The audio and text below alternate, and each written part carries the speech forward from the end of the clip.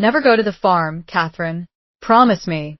Those words, spoken with uncharacteristic intensity, were one of the few demands my husband Joshua ever made during our 24 years of marriage. I had respected his wishes, even when curiosity gnawed at me about his Canadian childhood on a property he'd left behind. But now Joshua was gone, taken by a heart attack no one, not even I, had seen coming. After 24 years of marriage, I was a 52-year-old widow with a bitter daughter and a hollow space where certainty used to live. Mrs. Mitchell, Joshua's attorney's voice, pulled me from my thoughts. We sat in his office 2 weeks after the funeral. He slid a small box across his desk containing an antique brass key on a maple leaf keychain and a sealed envelope in Joshua's handwriting. "What is this?" I asked, turning the key in my palm. Mr. Winters explained Joshua had purchased a property in Alberta, Canada, 3 years ago, to be revealed only after his passing. "It's called Maple Creek Farm," he said. Apparently his childhood home. He repurchased it after it changed hands several times. The farm, the place he'd forbidden me to visit, had significant oil deposits, making it valuable. Joshua had declined multiple offers from energy companies. I opened the envelope. "My dearest Catherine, if you're reading this, the farm is yours now. I know I made you promise never to go there. I'm releasing you from that promise." On the main house's desk is a laptop.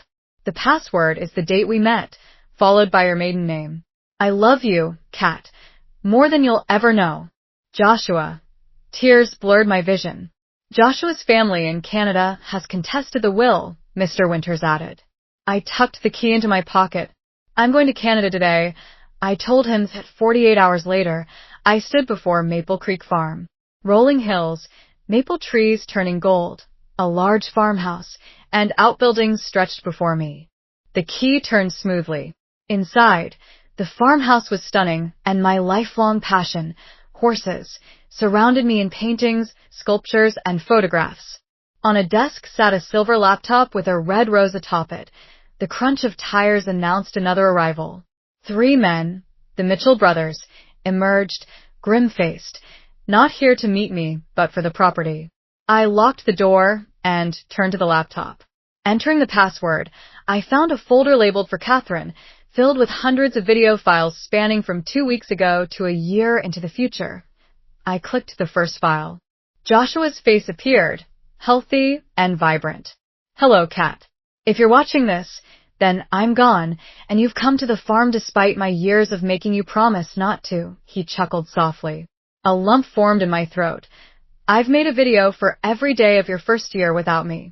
1 year of keeping you company while you grieve, explaining what I should have told you while alive," Joshua said, eyes steady. "Starting with why I bought back the farm, I swore I'd never enter."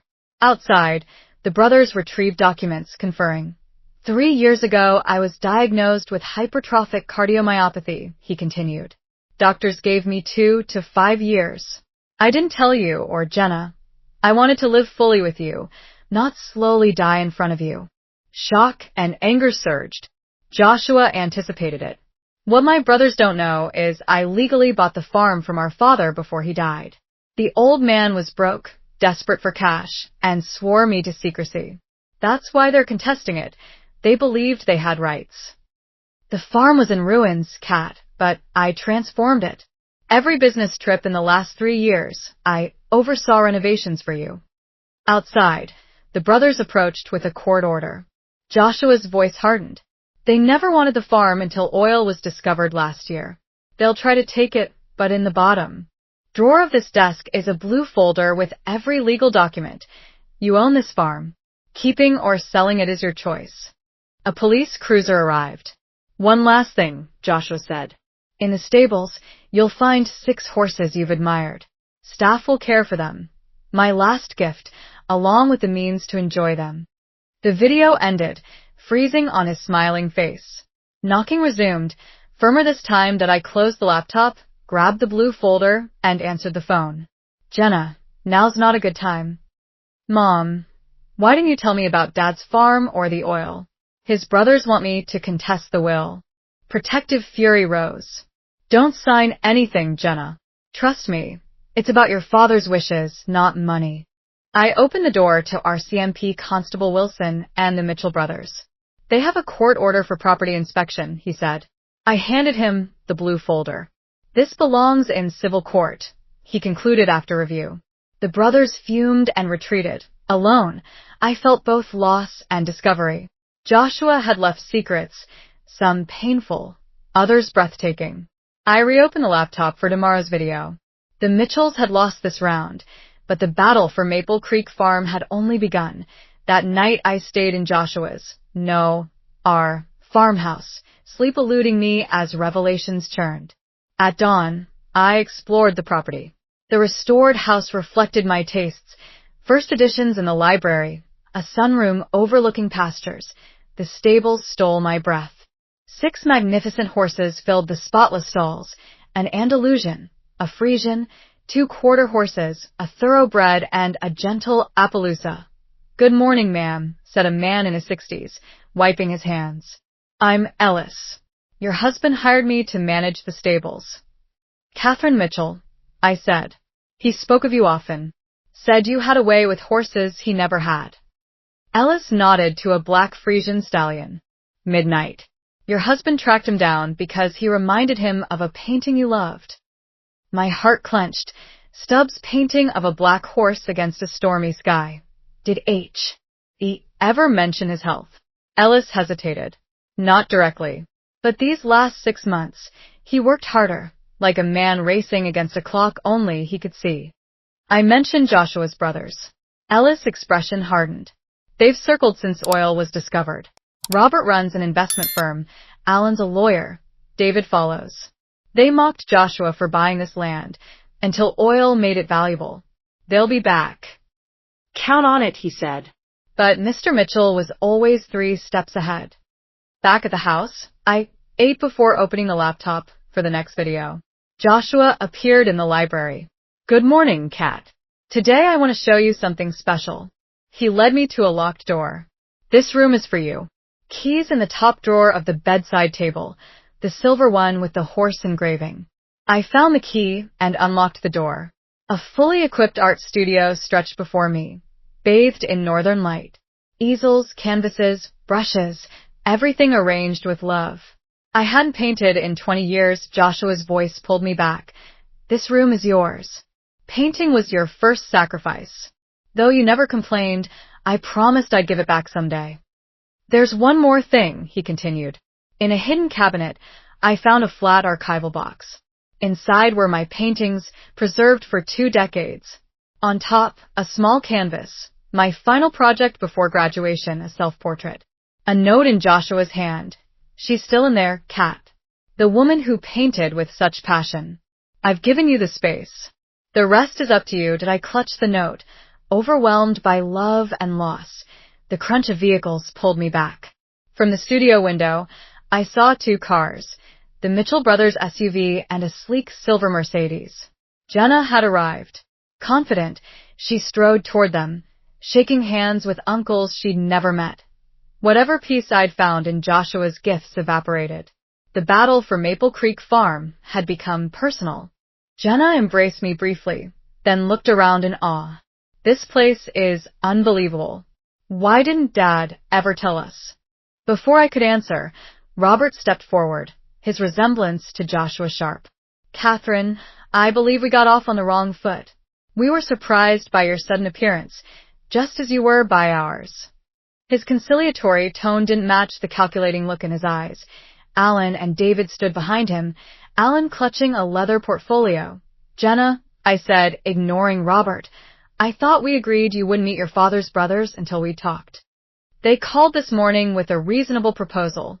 I thought I should hear them out, she said, chin lifted defiantly. Besides, they're my family too. Family you didn't know existed until yesterday, I reminded her. Only because Dad kept them from us, she countered. Just like he kept this place secret. Don't you think that's strange? What else was he hiding? Her words cut close to Joshua's hidden illness, property purchase, and secret renovations, all done for love, not deception. Your father had complicated relationships with his brothers, I said carefully. Robert waved dismissively. Ancient history. What matters is moving forward together. Exactly, Jenna agreed. Uncle Robert explained everything. This farm has been in the Mitchell family for generations. Dad bought it, but it was always meant to be shared. I sighed. Already, she was parroting their version. And the sudden interest wouldn't have anything to do with the oil discovery? Alan stepped forward, portfolio open. The mineral rights are one aspect of a complex picture. We've prepared a fair settlement offer. Robert placed a hand on Jenna's shoulder. 1/3 to you, Catherine. 1/3 to Jenna. 1/3 among us brothers. Everyone wins. Jenna looked at me expectantly. It makes sense, Mom. We could sell, walk away with millions, and keep Dad's family intact. Your father left this property to me, I said firmly. Out of confusion, A. And D sentiment, Robert countered smoothly. My husband was sound of mind until the day he died. I snapped. Then why all the secrecy? David asked softly. Why hide the purchase from you and Jenna? Why the elaborate lawyer arrangements? These aren't the actions of a rational man. I thought of the videos, the art studio, the meticulous planning. Everything Joshua had done was deliberate. Mom, Jenna said gently, I know this is hard. Dad left us, and now we're finding secrets. But this proposal makes financial sense. The door opened. Ellis appeared, concern on his face. Everything all right, Mrs. Mitchell? Robert's eyes narrowed. This is a family matter. Ellis is my employee, I said firmly. He's welcome. Actually, Alan interjected, his employment is a disputed asset. Ellis stood his ground. Mr. Mitchell hired me personally and asked me to protect this place and Mrs. Mitchell. We'll review staff later. Robert dismissed. I'd had enough. It's time for you to leave, all of you. My gaze softened at Jenna.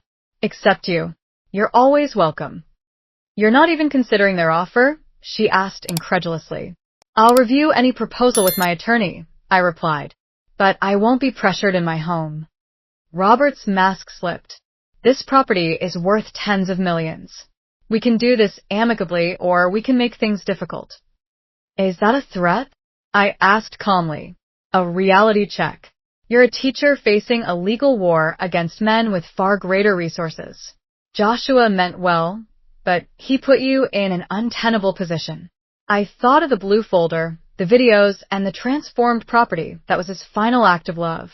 My husband knew exactly what he was doing, I said. Now leave. Jenna, you're welcome for lunch. She looked torn. I think I'll go with them. Please think about the offer. I watched them leave, hollow inside. In just 24 hours, Jenna had been pulled into their orbit. Ellis waited until they were gone. Mrs. Mitchell, there's something you should know. Something your husband asked me not to reveal unless necessary. What is it? I asked, exhausted. It's about the true extent of the property. And what's really hidden here. We should walk. He led me past the stables to a weathered barn. Unlike the renovated buildings, this one remained rustic, unimproved. Producing an old iron key, Ellis said. After their first visit last year, your husband became cautious. They visited before? Ellis nodded. Once they caught wind of oil nearby. Joshua was here building the studio. They didn't recognize him. He'd grown a beard during treatment. The mention of treatment hit me like a blow. While I'd been teaching in Minnesota, he'd been here, sick, creating this sanctuary, fending off his brothers. What happened? He watched them from a distance, then left without revealing himself. That night, he changed the property plans. Ellis unlocked the barn door. Inside looked ordinary, hay bales, old equipment. But at the back, he shifted bales to reveal a trapdoor. Your husband installed this last winter. The workers thought it was a root cellar. He pulled it open, revealing stairs descending into darkness. Curiosity overcame fear. I followed him down. Lights flickered on, revealing a concrete tunnel. What is this place? Your husband called it insurance. I call it genius. The tunnel opened into a large concrete room with filing cabinets, computer equipment, and walls of maps. Welcome to Joshua's war room, Ellis said. Everything he collected about his brothers and the true value of Maple Creek Farm. I studied a survey map showing oil deposits.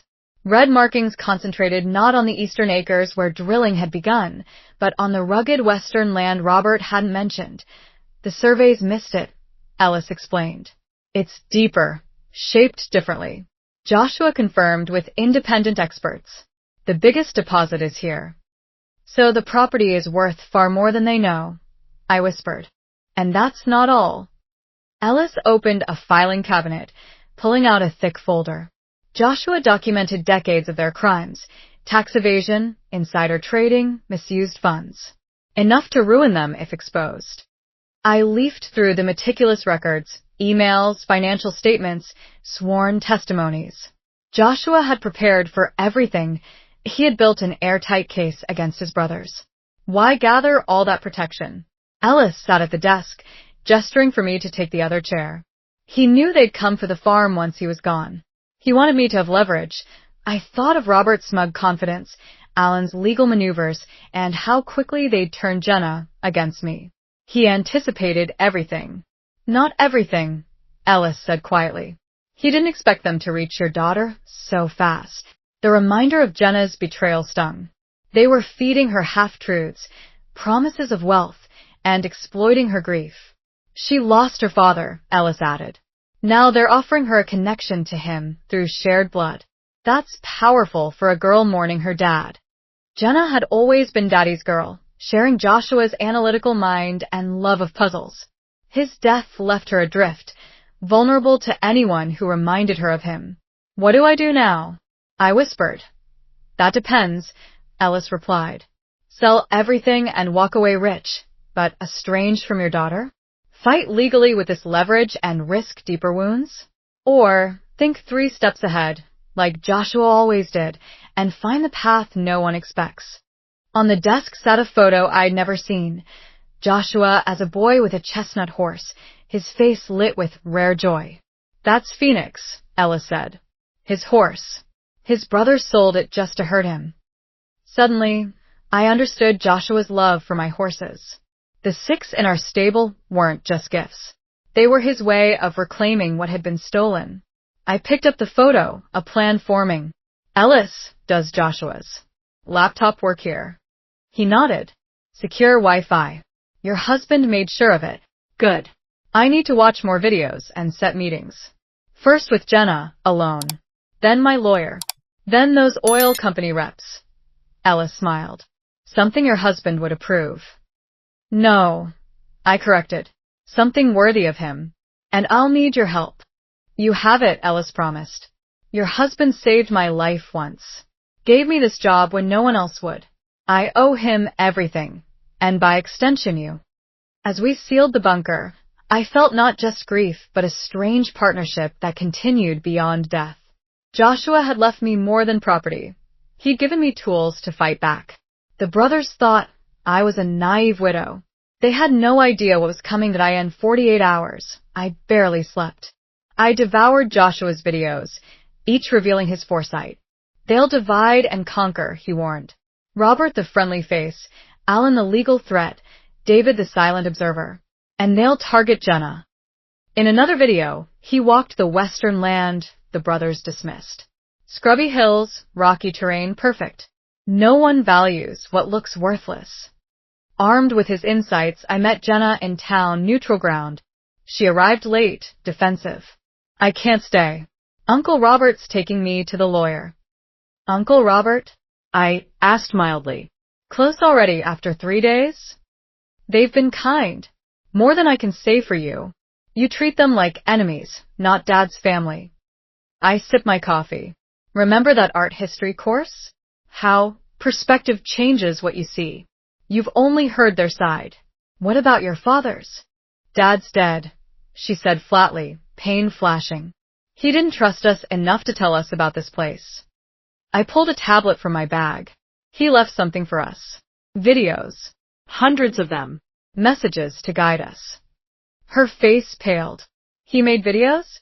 He knew he was dying, I said softly. Diagnosed 3 years ago. He didn't want us watching him decline. That's impossible. He would have told me. But doubt crept in. Watch, I urged. With trembling hands, Jenna pressed play.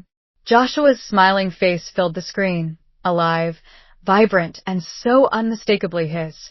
Hello, my brilliant girl. Joshua's voice filled the screen. If you're watching this, then I'm gone. And knowing you, you're probably angry about the secrets I kept. He chuckled softly. You never did like being left in the dark, even as a toddler. Tears streamed down Jenna's face as he continued. I should have told you I was sick, given you time to prepare, to ask your questions. But I was selfish. I wanted our last years to be normal, not overshadowed by my illness.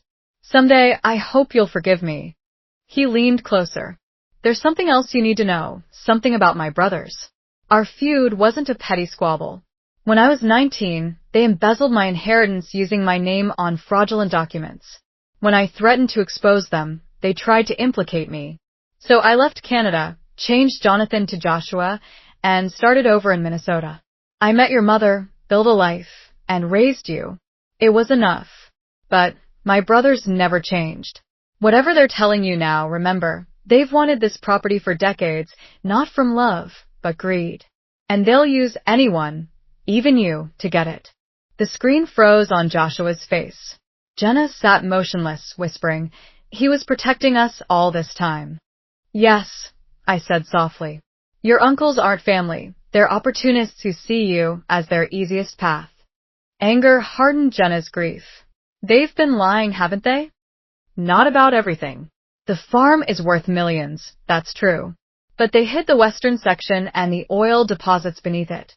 Realization dawned. They're trying to cheat us. Us? I asked, hope stirring. Her eyes softened. Mom, I never left your side. I just wanted to feel close to Dad. Why had stories and photos I'd never seen? I understand, I said, squeezing her hand. Grief makes us vulnerable. But now, we have to be smarter, together. Jenna straightened, determination blazing so much like her father it ached. What's the plan? First, we meet my attorney, not the one your uncles chose, but Joshua's man in Minnesota. Tomorrow, Western Plains Energy. Because knowledge is leverage, and we know what they don't.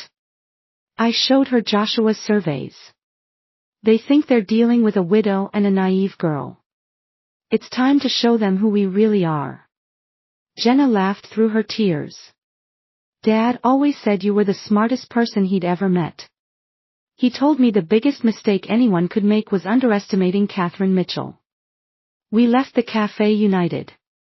What my brothers-in-law thought was a victory had only set the stage for their defeat, days later, when their black SUV rolled up the driveway at exactly 10 a.m. I was ready.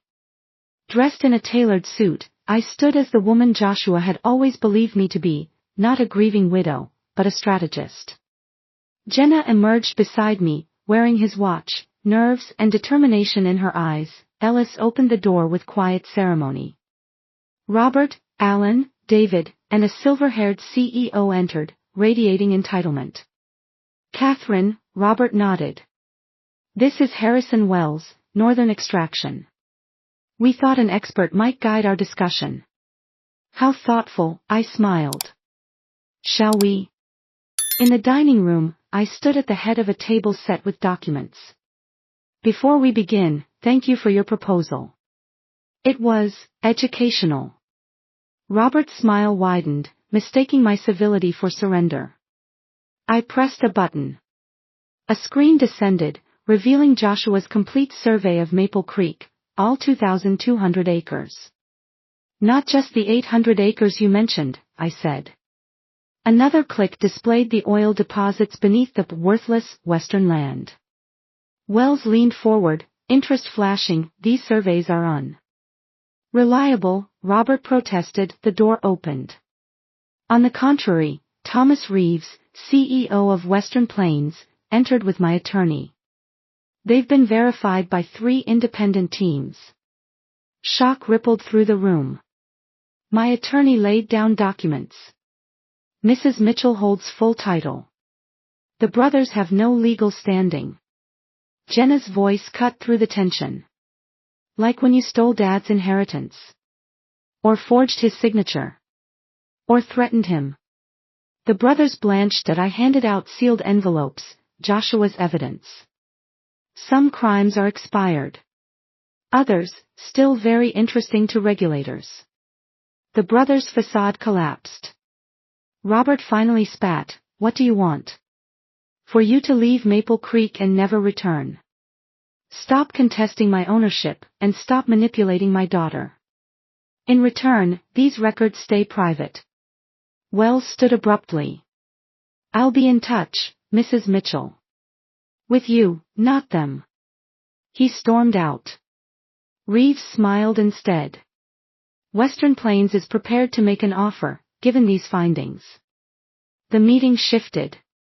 My counteroffensive had landed. When the brothers left hours later, defeated and bound by settlement, Joshua's legacy was secure, not divided, not sold, but preserved for Jenna and me. Weeks passed in a blur of contracts, meetings, and the steady rhythm of rebuilding. Each morning, Jenna and I watched Joshua's videos together. His presence lingered, guiding us. One day in the art studio, Jenna handed me the laptop. "This one's marked for today, month 2, day 15. He titled it, When Catherine Starts Painting Again. He knew you would." Alone, I pressed play. Joshua appeared in the bare room before it became my studio. "Hello, my love," he said softly. "If you're watching this, you found your way back to your art. I've been thinking about legacy, not wealth or accomplishments, but enabling possibility in those we love. The farm, the horses, the studio, they aren't the inheritance. They're just the tools. What you do with them, Kat, that's your legacy." I touched the screen, tears in my eyes. For the first time, I truly understood. Joshua hadn't just left me resources. He had left me freedom. The real inheritance was possibility, the chance to become fully myself without constraint. I paused the video, overwhelmed by Joshua's understanding. He had known me better than I knew myself, seeing the dormant artist within the practical teacher and devoted mother I'd become. Resuming the video, his expression softened. "I have one request, though it's yours to accept or decline. In the storage closet behind this room is a large canvas I commissioned before my diagnosis. It's blank, waiting. When you're ready, truly ready, I hope you'll create something for it. Something that captures not just what you see, but what you feel about this place that brought me back to my beginnings and will carry you into your future." The video ended with his familiar sign-off, "Until tomorrow, my love." I sat motionless, processing his words. On impulse, I went to the closet and found exactly what he described, an enormous blank canvas, custom-built for the great room wall. Over the following weeks, as autumn painted, I sketched countless drafts, trying to capture the essence of Maple Creek Farm. None satisfied me until one morning, watching Jenna ride midnight across the eastern meadow. Something clicked. The painting took shape gradually, not a traditional landscape, but a blend of real and metaphorical elements. The current farm appeared in the background, rendered with photographic precision. In the foreground, translucent layers revealed what had come before. The abandoned property Joshua had purchased, the family farm of his childhood, and beneath it, the ancient land that had witnessed generations. Threaded through these layers were two riders, man and woman, their features indistinct, representing both specific and universal journeys. They. I&D them, barely visible. A young woman forged her own path forward. When the painting was complete, Ellis helped me hang it in the great room. Jenna studied it, tears in her eyes. "It's him, isn't it? And you and me." She traced the riders' paths from a distance. The past, present, and future of this place. "Legacy," I said simply. "Not what's left behind, but what continues forward." That evening, watching the sunset from the porch, I felt Joshua's presence, not as a ghost, but as a continuing partnership. He had given me not just material security, but the freedom to rediscover who Catherine Mitchell could become, unconstrained by circumstance. The oil would provide financial stability for generations. The farm would evolve under our care, and I would continue creating beauty, shaping my own legacy alongside Joshua's. Winter arrived at Maple Creek Farm in pristine beauty, snow blanketing pastures, ice crystals forming on windows, smoke curling from the chimney into the crisp Alberta sky. I chose to stay through the season, wanting to experience the full cycle of life on this land. Jenna had reluctantly returned to Minneapolis, her marketing firm unwilling to extend her leave. Our daily video ritual continued, connecting the three of us across time and space. The Western Hills are particularly beautiful after fresh snow, Joshua said in today's video, recorded exactly a year ago. If Ellis has maintained the snowmobile, take it out to the ridge at sunrise. The view is worth the early wake-up call. 6 months had passed since confronting the Mitchell brothers. True to our agreement, they maintained their distance, though my attorney occasionally forwarded legal communications. The oil project progressed carefully, respecting Joshua's vision of environmental stewardship. Thomas Reeves, once a business interest, had become a genuine ally. My phone rang. Jenna. Everett. Ain't okay? I asked, surprised by the unscheduled call. I just had a strange visit from Uncle David, she said, tense. He'd come, ostensibly apologizing for trying to manipulate her against me, but PR. Of course not, she said. I kept responses vague. But Mom, I think they're planning something. A chill ran through me. The Mitchell brothers' silence had been suspicious. I'll alert Ellis and increase security, I said, also contacting my attorney. There's something else, Jenna added hesitantly. David had mentioned Robert's heart condition, the same genetic hypertrophic cardiomyopathy that had taken Joshua. Be careful, I warned. It could be genuine or another manipulation. Later, I reviewed Joshua's meticulously organized records in the hidden barn bunker. Among them, a folder labeled if they return contained pre-drafted legal injunctions, contacts for authorities, and a sealed letter addressed to Robert Mitchell, a last resort. Only deliver if absolutely necessary. The next morning, Ellis announced visitors. All 3 Mitchell brothers, plus 2 strangers. They're requesting entry. Robert claims it's a personal family matter, Ellis said. Through the window, I watched the vehicles approach. I called my attorney and warned Jenna to stay put. I retrieved another item Joshua had left for this moment, a small digital recorder disguised as a brooch. When the doorbell rang, I was ready, seated calmly in the great room, the recorder pinned to my sweater, the letter secure in my pocket. Ellis ushered in our guests. Robert entered first, looking thinner, his tone subdued. Alan and David followed, with 2 men carrying a medical bag and a legal portfolio. Catherine, Robert said, thank you for seeing us without an appointment. Family always seems to arrive unexpectedly. Please sit, I replied mildly. Ellis brought coffee. Leaving us alone. I'll be direct, Robert began. I've been diagnosed with the same heart condition that took Joshua. It runs in the family. My condition is advanced. Specialists give me 6 months, without intervention, possibly years with treatment. He gestured to the medical professional. This is Dr. Harmon, my cardiologist, and Mr. Pearson, my attorney. I waited neutral. I need a heart transplant, Robert continued. But finding a compatible donor is extremely difficult. Based on medical records, your late husband would have been a perfect match, and your daughter might be compatible as well. The audacity hit me like a physical blow. They wanted to test Jenna, my daughter, as a potential donor for the man who had tried to steal her inheritance and manipulate her against me. You want my daughter to be tested as a potential donor for you? I asked, making sure the recorder captured every word. Just preliminary blood work to check compatibility, Alan interjected smoothly. Nothing invasive at this stage. And if she matches? I pressed. Then we would hope she might consider becoming a living donor, Robert replied. Partial liver transplantation, minimal risk, liver regenerates in months. I sat in stunned silence. After trying to manipulate, deceive, and defraud us, they now expected my daughter to undergo major surgery for a man she barely knew, a man who had tried to turn her against me.